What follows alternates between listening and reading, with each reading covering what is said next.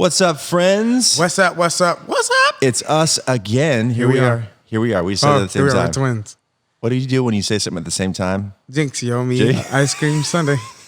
Speaking of ice cream, dude, this is a new format we're doing right now, but we are out of our element. We're not at the normal podcast station headquarters. We're in the dairy hub of Texas. We are, dude. And we are actually, our special guest today is, well, let me just back up for a second. Let me introduce myself, guys. My name is Brandin Reed. I'm host of the Dose of the Ghost podcast, and I'm here, as always, with my good friend, Joshua Stewart. That's me. I'm the co-host. But we have a little bit different format. We're going to just go ahead and ramble through our own things real quick and then get right to our guest. And all of the ridiculousness and idiocracy that we normally do up front, we're going to save that for our guests. Saving it. And we don't know what that's going to do to our guests. Well, you know, here we are. But we're going to find out. So jumping right into it, I'm going to introduce him here in just a little bit, but we are off of Lover's Lane in Dallas, Texas. It's a prime spot. If you're not familiar with Dallas, it's where all the hip shopping is. And there happens to be a really cool ice cream shop. Right in the heart of it. Right here where we are at right now. It's called Howdy Homade Icecream. And our special guest for today, you're going to love him. This guy has the biggest heart in the world. Yeah. And his name is Tom Landis. And man, he is the owner of this ice cream shop, which employs only people with special needs. That's dope. Super, super cool. And so we're going to jump into this. But before we do, just to kind of recap some things, you know where to check us out. Instagram. You can listen to us on Spotify. Apple. Are you just going to repeat me the whole time? Pears. I saw you a second ago just staring. We're sitting down in the actual ice cream. Is it an ice cream parlor, ice cream shop? I don't know. Ice cream place. And you were just staring. You're distracted because you're staring at all the flavors. There's like 761 flavors. Yes. And so we actually had a big old refrigerator fan that actually Tom turned off for us, but we're going to go ahead and wrap up this podcast as quickly as possible before all the ice cream melts. Half off. No, I'm just kidding. Yeah. So, Jay, just real quick, dude, I want to mention one thing. I was listening to the radio this morning, and they were talking about, being in here actually kind of reminds me of being a kid, you know? My dad used to take us to like Thrifty ice cream in Los Angeles and get us or 31 flavors. That was his big thing. If you really wanted to, take it up a notch, he'd want a Blizzard from Dairy Queen. Let's go. Upside down Blizzard, right? But this takes the cake. But it got me just thinking about being a kid. And this morning when I was driving in, they were talking about when you're 13 years old, I guess that's when you start to kind of studies show that you start to get interested in bands, like music for the first time, right? So I was thinking at 13 years old, they were naming what bands did you like? I was thinking, dude, I don't think I liked any bands per se. Maybe I listen to Bone Thugs and Harmony, brother. Bong, bong, bong. Bone Thugs and Harmony at 13. At 13. Okay, well, that was your go-to band? Yeah. I mean, technically, yeah, I guess you can consider them a band. Yeah. Oh my gosh, I didn't have a band. Bone Thugs and Harmony, and then 6 years later, Nickelback. So both at the same time. Same genre, basically. From Bone Thugs and Harmony to Nickelback. I love bong, bong, bong, bong. Just both. So mine was I didn't have a band. Later on, I got into U2, and they were my band. That shows how much older I am than all you guys. They're like, U2, what's that? But it's a movement. It's a movement, yeah. But I remember listening to Extreme, More Than Words. There's a song called More Than Words. You probably don't even know who they are. Say that I love. Anyway, you don't even know what it is. I heard it in a movie once. Anyway, this whole nostalgic just vibes got me going being this ice cream shop. So we're going to just go ahead and go on. And man, more episodes to come. Hope you guys are liking this. Make sure you like us and do all that good stuff. Share this thing on Instagram, like I said, Facebook. Listen to it on any platform that podcasts. It's going to be there. We love you guys. And so without further ado, Tom Landis, let's go. Whoop, whoop. I'm going to tell you something tonight. God's going to set you free.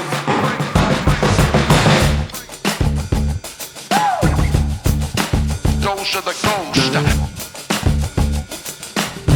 My friend, this is what I'm talking about. Greater is he that is in me than he that is in the world. If not before me, who can be Hey, Tom, what is up, man? Tom, How you guys doing? how you doing? Dude, thank you for bringing us into your shop. We feel like we're VIPs right now. Hey, I'm sitting in front row, right in front of the ice cream. Man, thanks for coming on out, and thanks for having Coleman and I to your church, man. That was My gosh, rock dude. and roll fest, man. I That loved was it. awesome. Coleman is the vice president of the company, right? Yes, Hey. sir. Tell me about Coleman. How'd you meet Coleman? You know what? I've had a bunch of restaurants, and one night we had the whole Highland Park football team in, and man, we were slammed, and I was kind of short-staffed, and this guy just jumps in and starts grabbing plates and starts delivering it. Really? And I'm like, man, that's the restaurant industry right there. I need to hire that guy. Totally. And the fact that he had Down syndrome is the whole reason that he was happy and willing to help. Totally. And we sit here, and this is one of the 6,100 restaurants in Dallas. There's 56,000 employees in the restaurant industry in Dallas, Fort Worth area.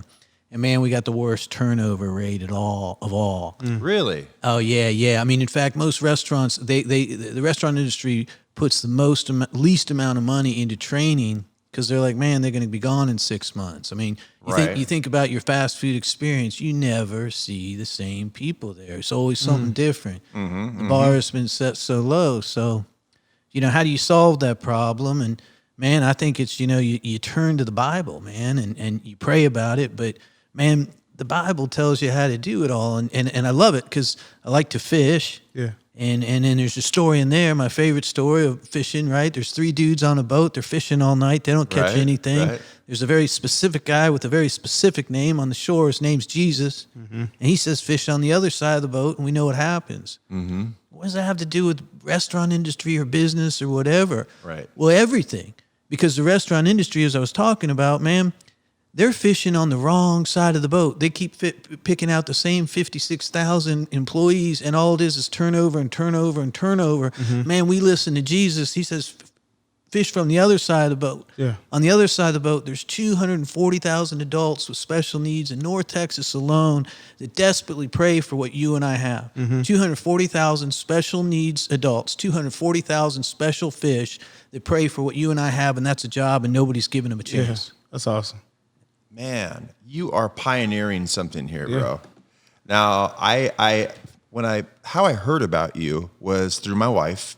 I believe my wife saw you had a special that it was ABC News that did on you. Yeah, David Muir and ABC World News Tonight. That's big. They come out and did a deal, and they actually did another deal on us last Friday night. Really? And How did they hear about you? How did that come about?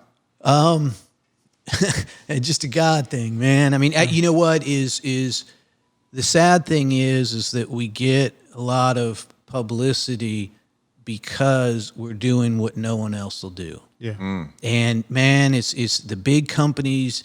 A lot of people got to get called out on it, man. That they're not hiring. They are not inclusive.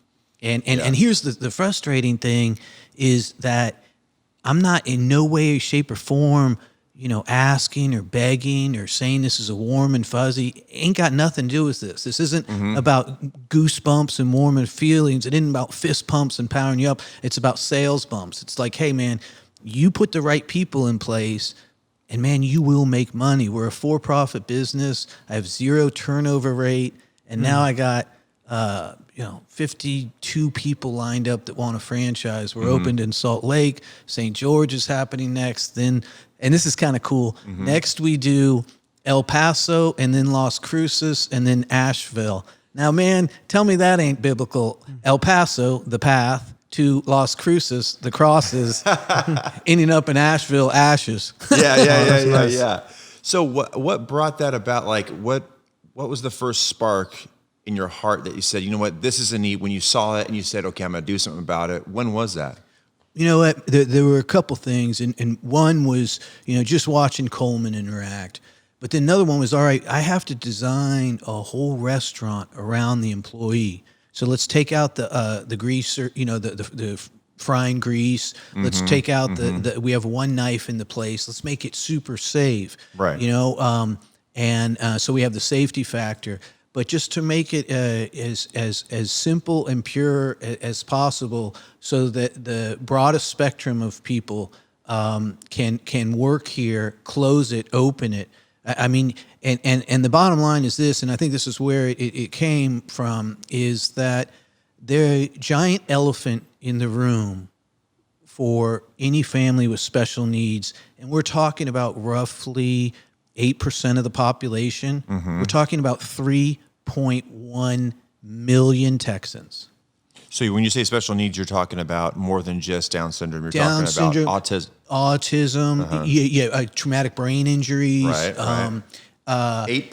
8%. Wow. And now you could put that in maybe this is 8% that the parents are sitting there saying from the day that child born is, Right. what's going to happen to my child when I die? And the whole goal for me is to attack that elephant straight on and say, you know what?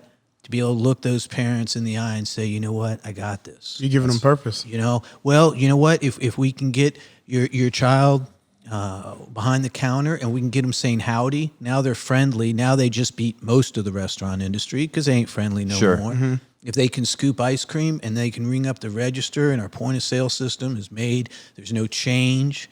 It's all even dollars. Our guys got it. So good, yeah. And you know, now if they can get public transportation or they can walk nearby, man, now that's called independence. And there's and the restaurant industry is funny. Like, what's the difference between a owner and a manager? The owner put the money down and the manager does the work. Right. What's the right. difference between a manager and assistant manager? The assistant manager gets less money but does more work. Right. So what's the difference between assistant manager and the owner? Nothing. So, man, we want truly for our employees to eventually be owners, and there's no reason that can't happen. That's awesome, man. You're giving purpose. You're giving them a future. Well, man, I mean, you go back. I mean, before God said you get an Eve, he says you go get a job first. Yeah.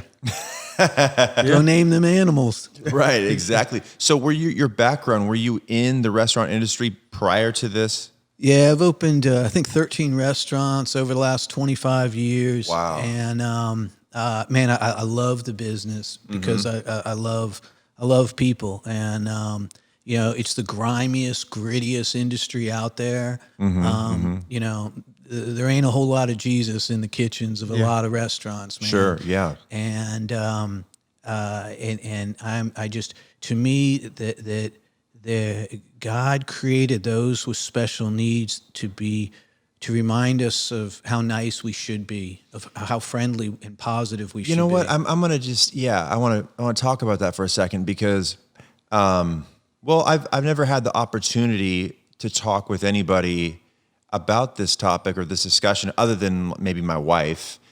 And it's kind of a when you do talk with somebody about it, you don't really know how to talk about it because you don't want to sound ignorant, you don't want to sound uninformed, but really you're drawing attention to something where not only are you supplying a huge need, but you're bringing awareness, like at the same time about just talking about this.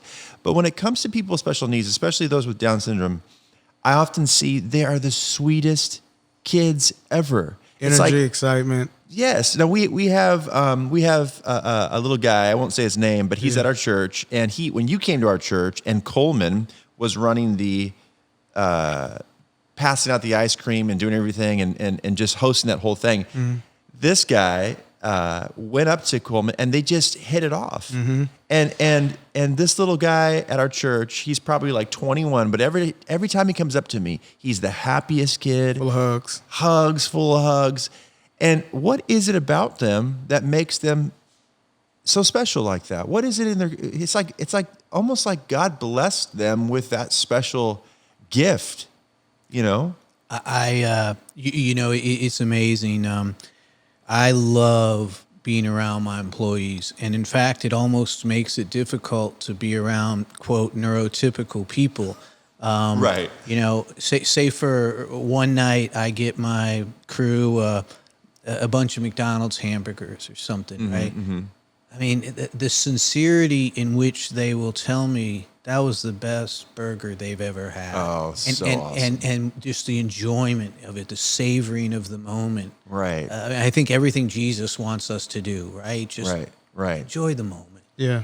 And then the next night, you know, you're perhaps around some more high-end people, whatever, educate, whatever you want to say, and all they can talk about is, well, this steak isn't as good as the one I had in New York or whatever. And man, they just, and I remember I was driving one night to a catering order, and frankly, I was grumpy. Right, I think a bit of self-righteousness, pride, whatever. I'm slightly above this task at hand. I'm grumpy, and I'm riding down the street with Coleman, and I'm like, man, I'm grumpy. I don't want to, you know, I don't want to be there right there. I'm like, do you ever get like this? Yeah.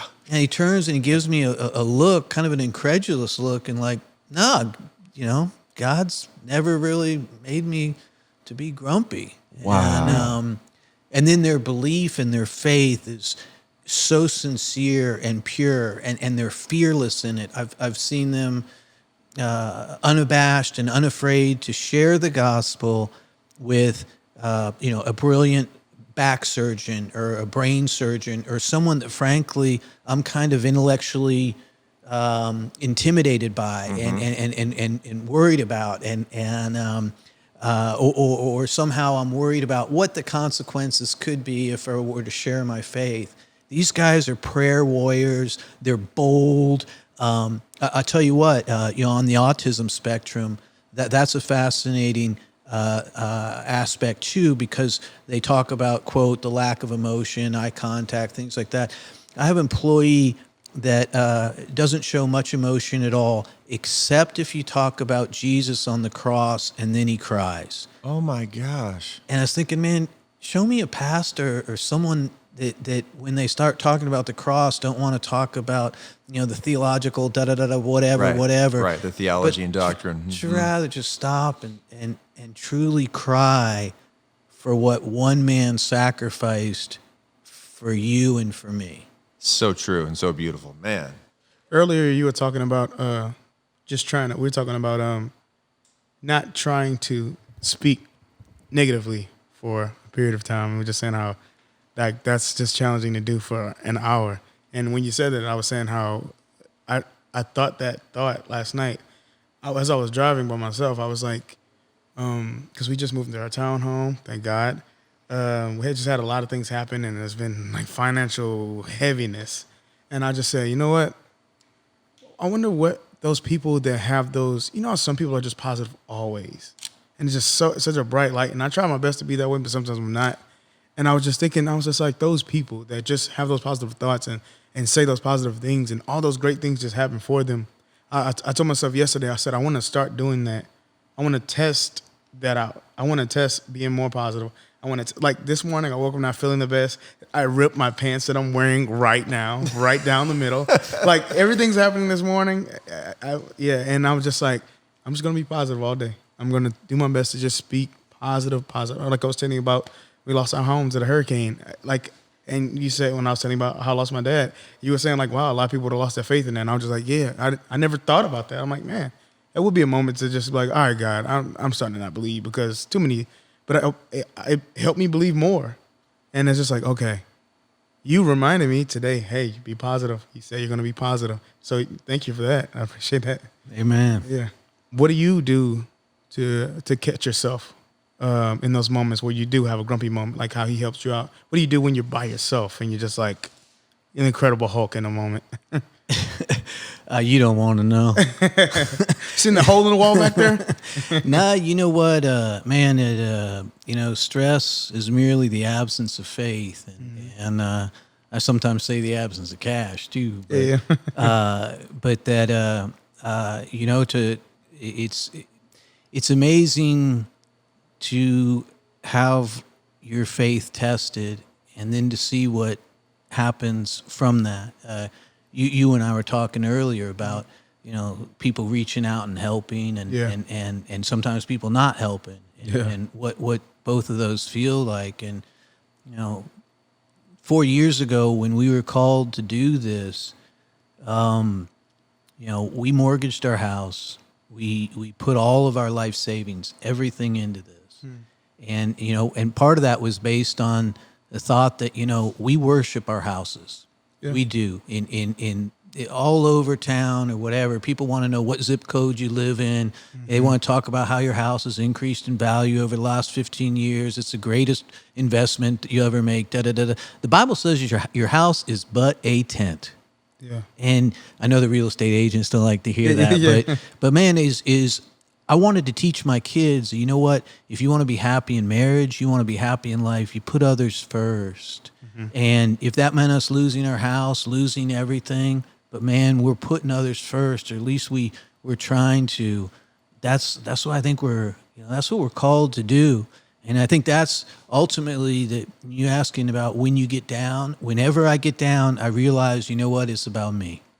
Because if I believe in Jesus and I believe that He truly died, rose again, and then is there for us, and He is going to come again, and we have eternity to look forward. None of this matters. None of it. This is just a blip, and so let's have some fun. And then while we're at it, let's try and make some change, some real change. Yeah.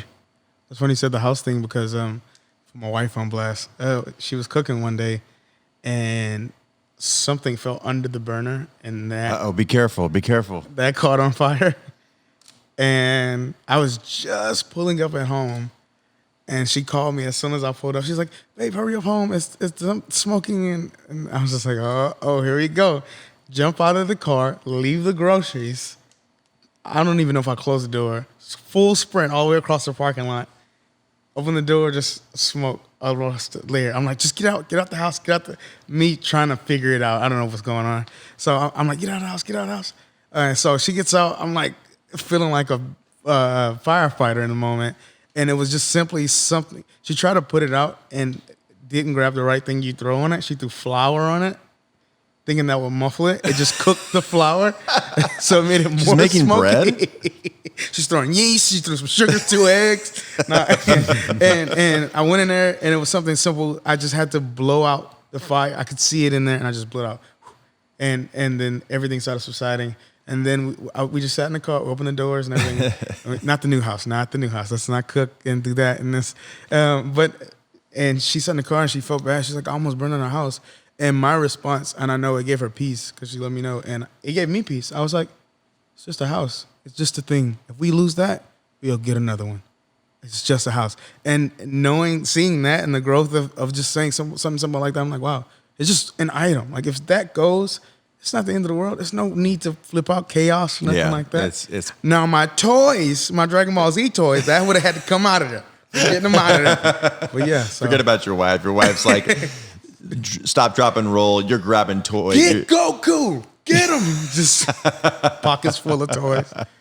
So talking about the amount of faith it took to do this. So when you speak about mortgaging your house, okay, so I imagine you were in the, correct me if I'm wrong, but you're in the restaurant industry, you're doing some things, you get a spark of an idea, the Holy Spirit starts to put something in your heart in regards to meeting a need.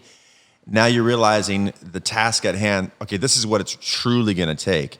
Now you're married and you have this house, okay? So that's a huge step of faith. And I know maybe you are superhuman and you're like, hey, but I'm sure it was a big, not a lightweight decision then when you made it, and probably moving forward from the day to day. Okay, how are we going to keep this thing going? What are we going to do?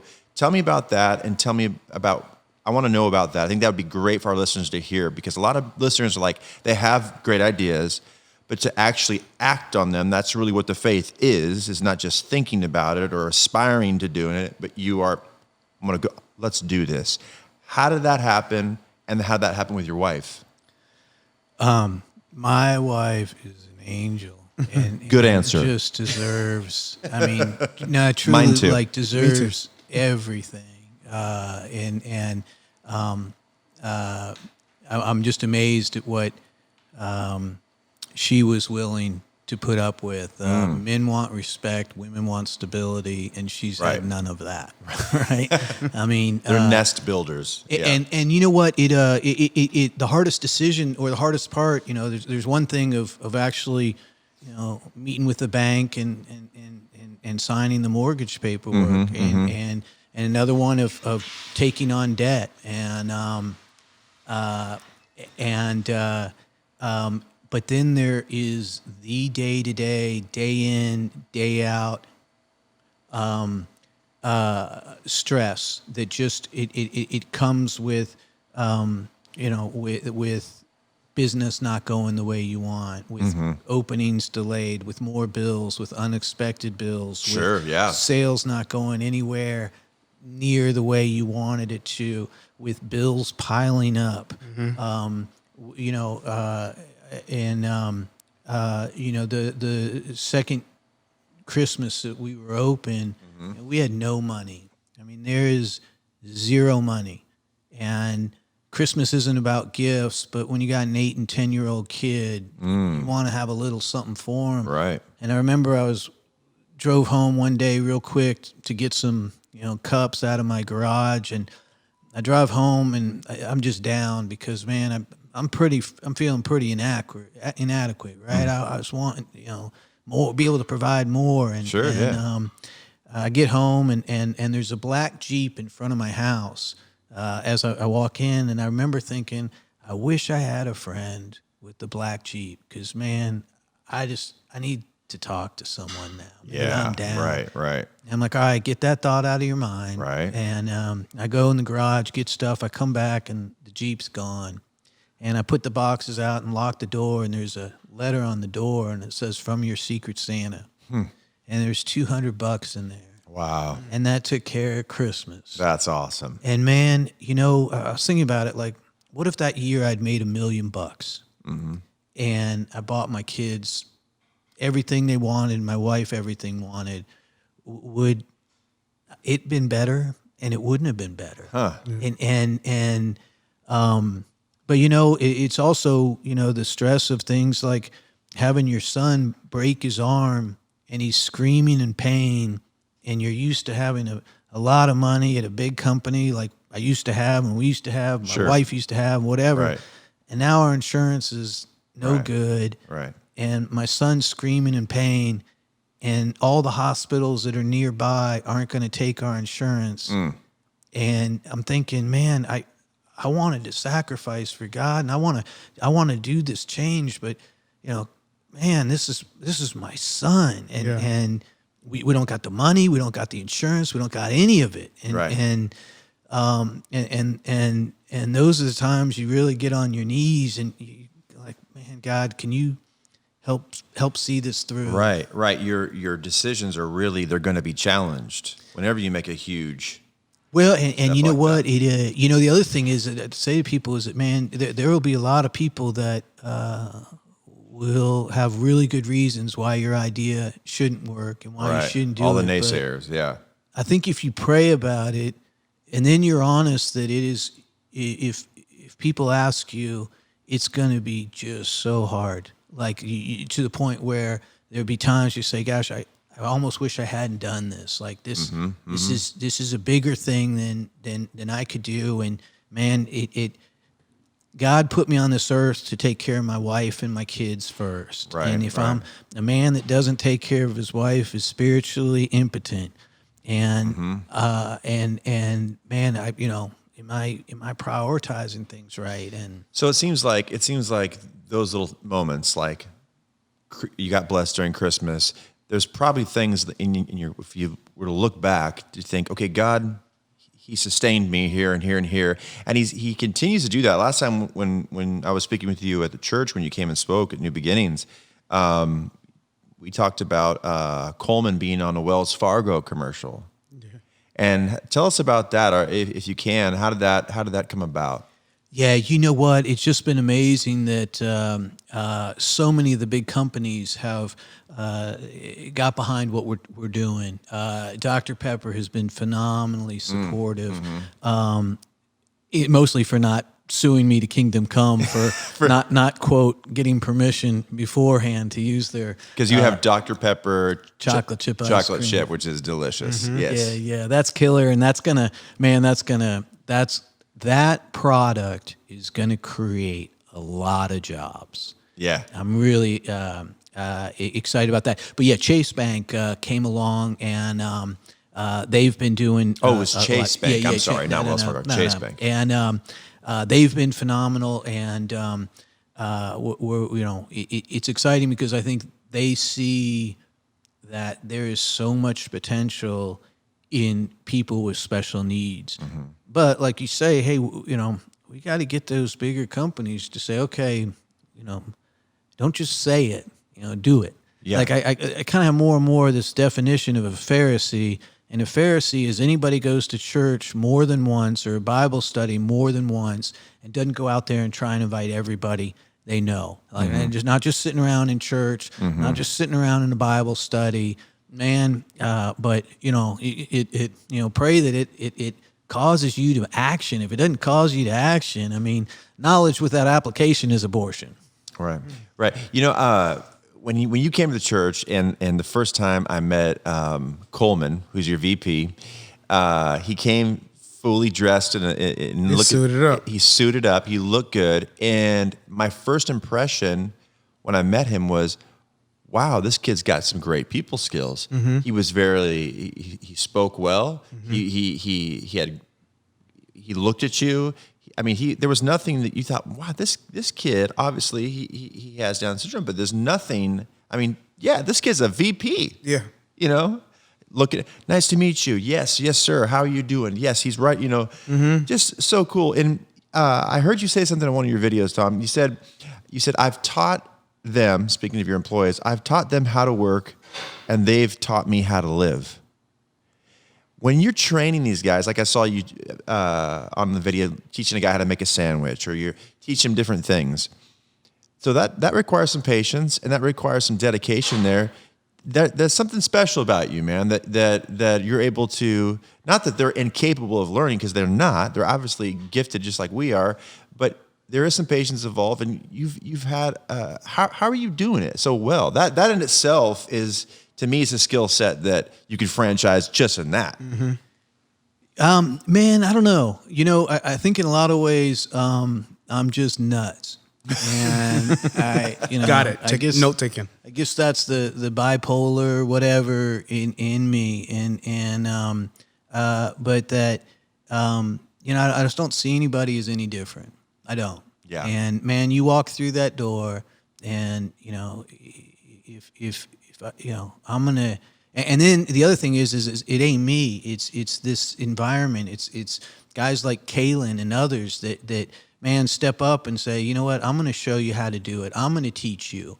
And I'd say there's no difference between me and anyone else other than I just said, man, let's jump off the cliff. Let's see what happens. Yeah. And the thing is, it ain't even jumping off a cliff, right? Like it's there's a safety net there. It's not a crazy path. It's now one that, now that we see it, but so much has changed. I mean, when Johnny Stallings was born on June 11th, 1962, the son of the legendary coach Gene Stallings, mm-hmm. I mean, they said, look, who cares about this thing? You coach football. That's what's important. Football is what's important. Mm-hmm. Wow. And he fainted. And when he came to, Coach Stallings wanted to knock the coaches out. But in America, on June 11th, 1962, part of the practice was just leave the Down syndrome baby on the table to die.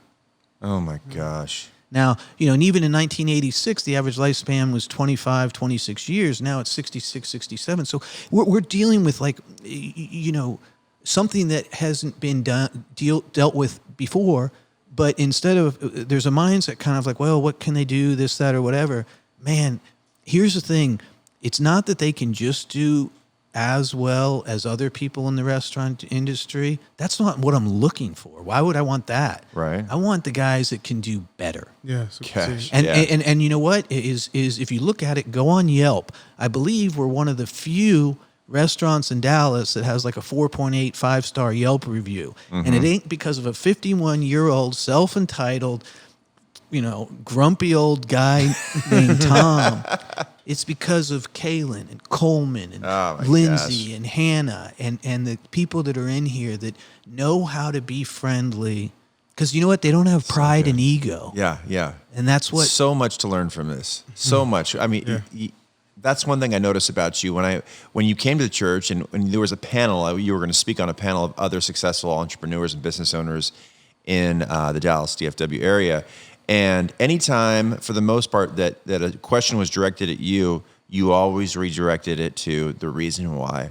And that's something that, gosh, that's why you have that 4.85 review. And I think you're not trying to put that on, but that's just genuinely, it's just the truth, That's what makes this thing so cool. When I said it from the top of the podcast that you're pioneering something, you really are. I mean, for example, you said you're creating jobs, but then the transportation system has to figure out how to get them. So that creates more opportunity, there's going to be businesses that step in. Okay, how can surely if we can innovate more technology, why can't we innovate more opportunity for this at the same time? It's just literally, I pray and I hope that your business and more than your business, the vision I think is beyond this location, beyond your locations. The vision is much bigger.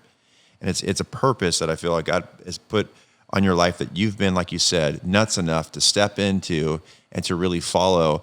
And I just want to encourage you, man, that I know that in times when it has been difficult, it's like if you just stick to it and you didn't drop the ball on the 99-yard line, you're taking this thing home. Yeah. And I want to help be a part of everybody listening that's in Dallas.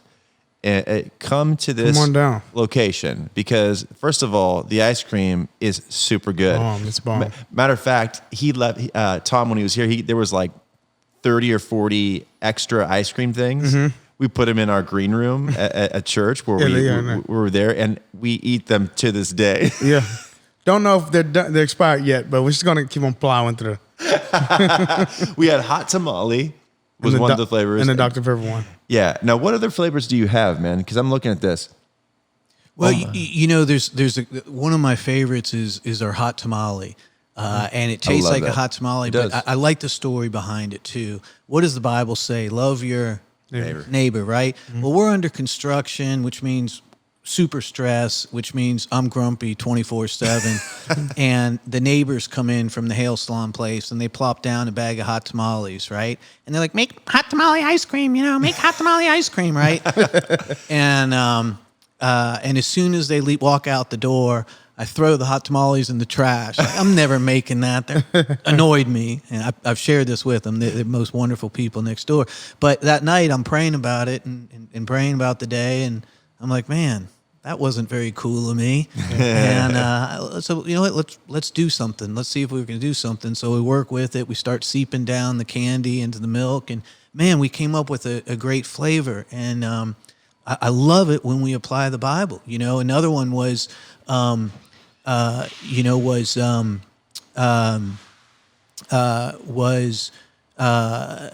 to put others first. And how hard is that to do?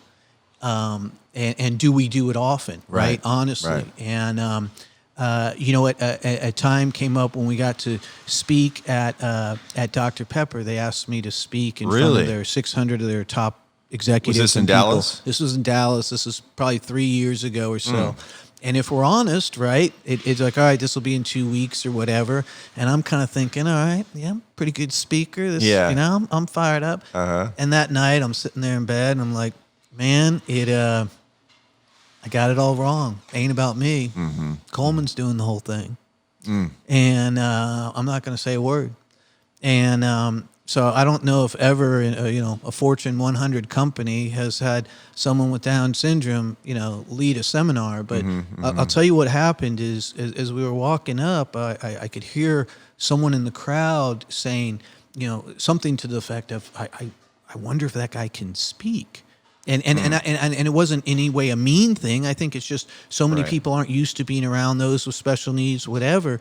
And I knew right at that moment, like, we won. Yeah. right? Because there's Right. only there's nobody really against special needs. There's those that don't know, and those that do and are and love them.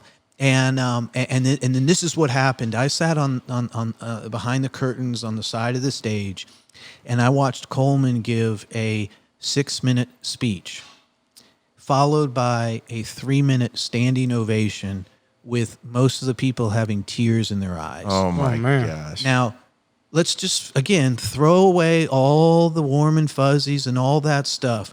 From a business standpoint, who gave the better speech, right? I mean, he just, dollar signs started appearing, right? Right. And that would not have happened No way. if I had done it. So, man, again, it's put others first. Yeah, yeah.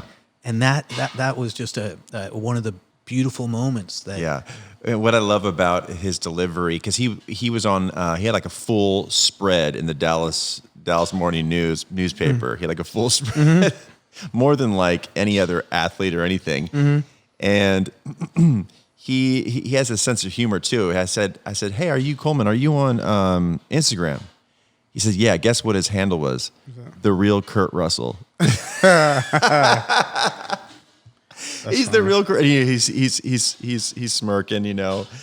But man, I am so pumped about this. Now, when you talk about your employees, you said you want your employees, or you want your ice cream to be as good as your employees. What makes, in your opinion, now just aside from your business, what makes a good employee? What makes a successful employee? friendly. I mean, it's truly like the one word we look for is that, you know, we want friendly people, and then also I like to take people that frankly maybe their parents have maybe given up on a little bit. A lot of these, you know, kids and their parents, all they've heard their whole life is your kid can do anything. And at church, they hear, oh, your kid can do anything. God's got something special for him. Right. Well, yeah, that's great. God's got something special for him, but why won't one of you give him a job? Right? And so over time, I think the parents kind of like, man, you know, we don't see anybody out there hiring. We don't, you know, we start to give up, right? And then also, I think parents are sometimes the worst judge of their own kids. You hear that in sports and other things all the time, right? The mom brings up the 5'4" kid and says he wants to be a linebacker. Yeah. You know, it ain't happening, right? On the flip side, though, is that, you know, I mean, I've had parents approach me and say, you know, basically, I don't know if this kid's gonna amount to much, whatever. And man, you say like, all right, get out of the way, let us have at them. And you know why? Because when they're in an environment, and I think this is what you find out through AA, most of all, is, you know what? You don't understand that I can't have a margarita. Right. If I have a margarita, I'm going to want another one and another one and another Right. one. And man, sometimes I just need to be around people that understand me. Right. And that. Yeah. Man, I think it's the same thing with special needs is that, you know, you put them in a regular restaurant and they're rolling silverware and there's hourly employees that, man, I'm not sitting around another hour to hang out with this guy or whatever. But when all of your fellow employees know that, man, it really is us versus the world. And then the customers come in and they're, you know, and they're being cool and friendly, man, it all of a sudden people are talking and saying things and doing things that their teachers and their parents never thought they could do.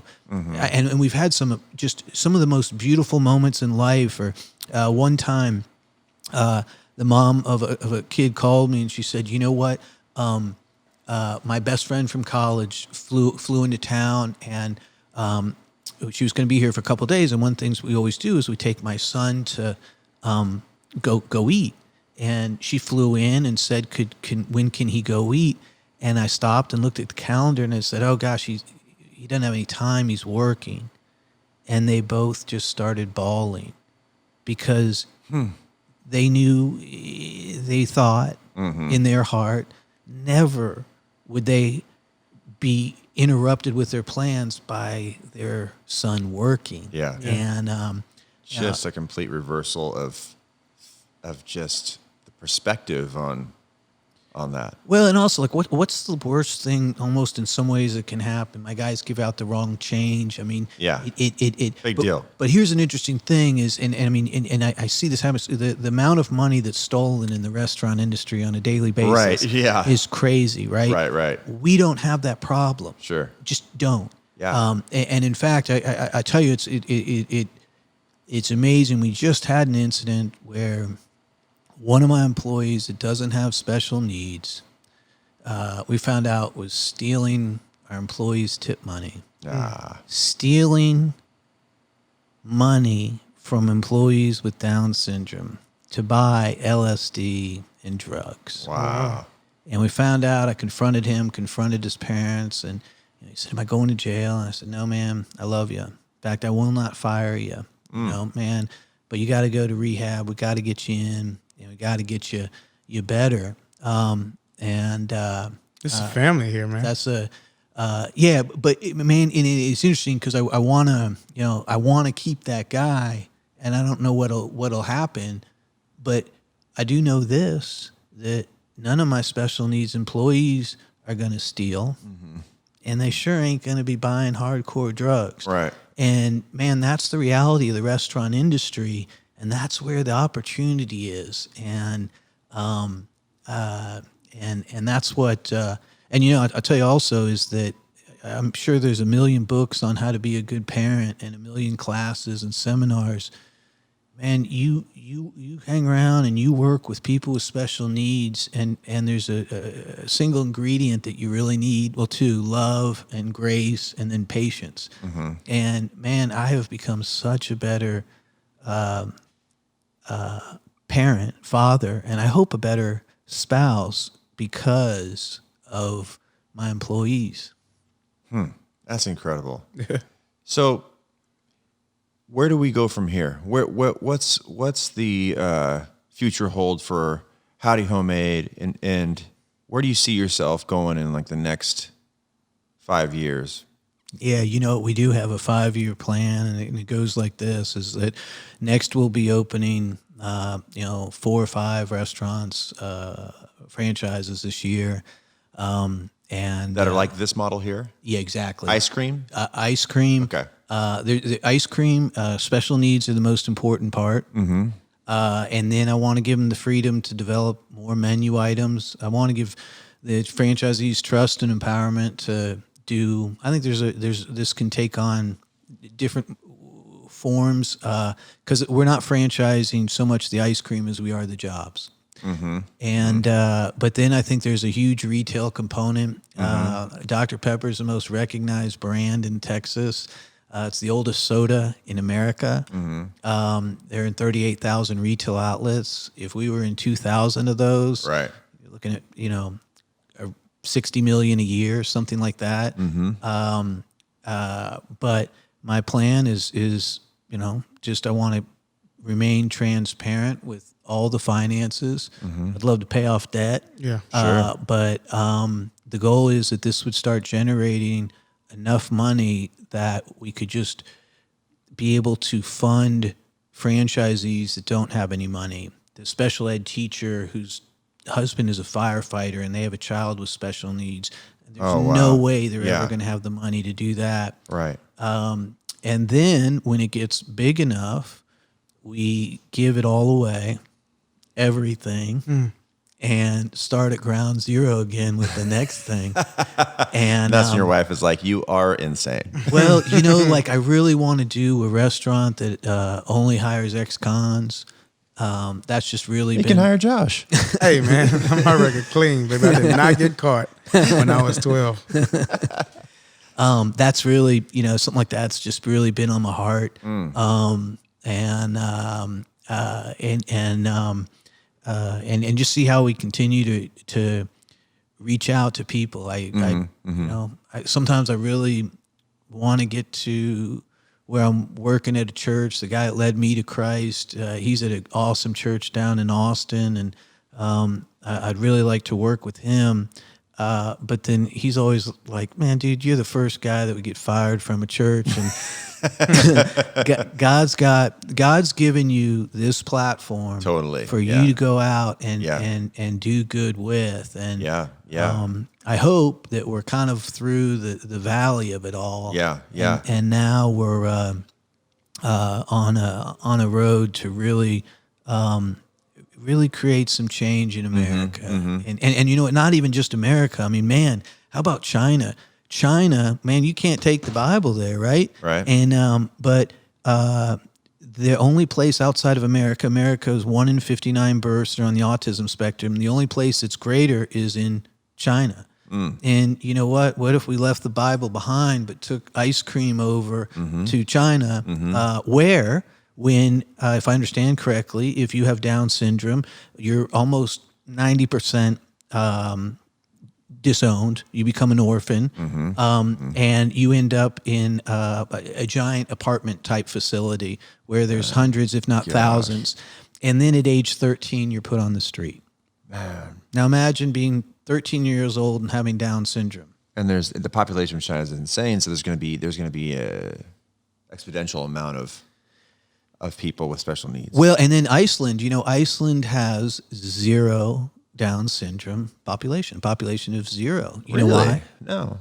Because they kill all the babies. Oh my goodness. Goodness gracious. And so you think Howdy Iceland's coming? Heck yeah, baby. Yeah. And you know what? Like, we got to do a TV show, Kaylin and I did, with Amazon Prime last summer, and one of the cameramen was his girlfriend was from Iceland. They just beautiful people from all over the country, and we had a 15-person camera crew, director, producer. Our director, the last film he did, featured Jimmy Fallon, Lucy Liu, Tom Arnold, Sharon Stone. But at the end, the cameraman, I'll never forget it, he came up and he said, you know what?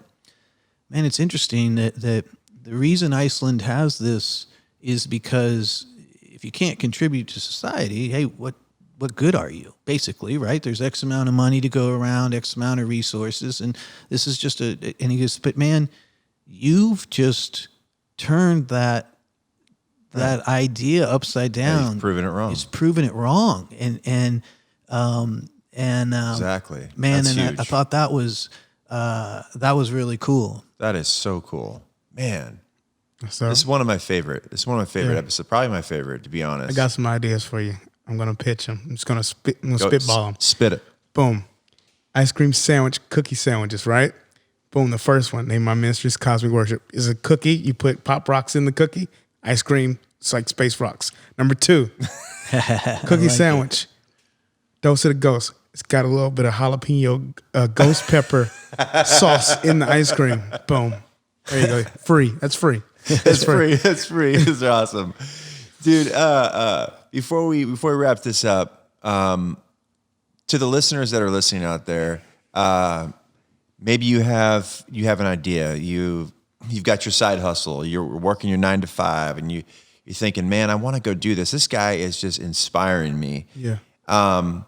Tom, what would you say to them? It doesn't have to be restaurant industry. Doesn't have to be. It could be anything in life.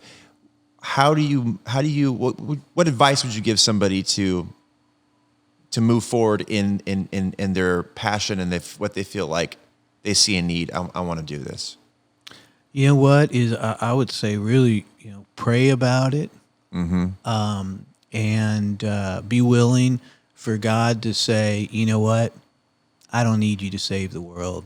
I need you to just be cool to yourself, take care of your family. I don't need you to save the world.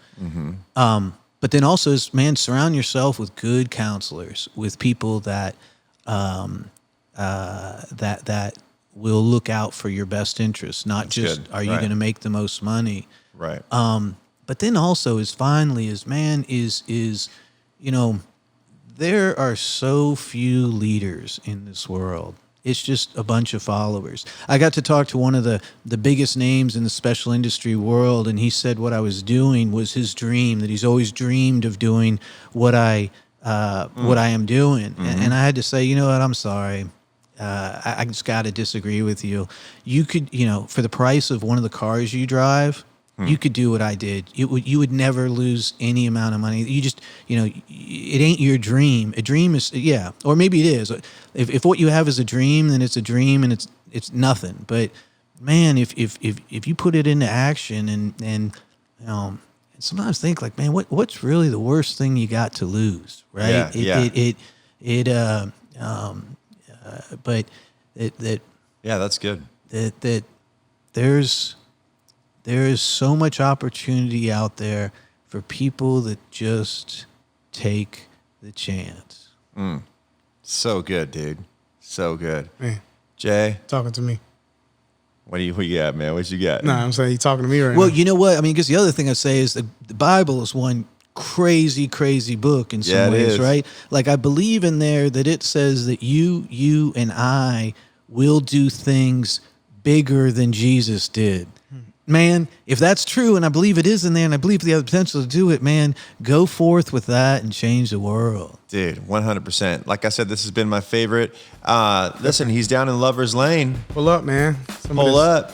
If you're in Dallas, come check out that hot tamale. Get some of that sweet, sweet ice. A sweet, sweet ice. They've got all kinds of flavors, man. Follow him, howdyhomadeicecream.com. Is that right? Yeah. And check him out on Instagram, Howdy Homade Ice Cream. Tom Landis, dude, you inspired us all today. You inspired a ton of people listening to this podcast, and we appreciate you, man. Good things coming your way. Amen, amen, amen. Listen, if you like this podcast, make sure to share it on Instagram, Facebook. Like us, give us a review. We love you. Appreciate you guys. Peace. Be blessed.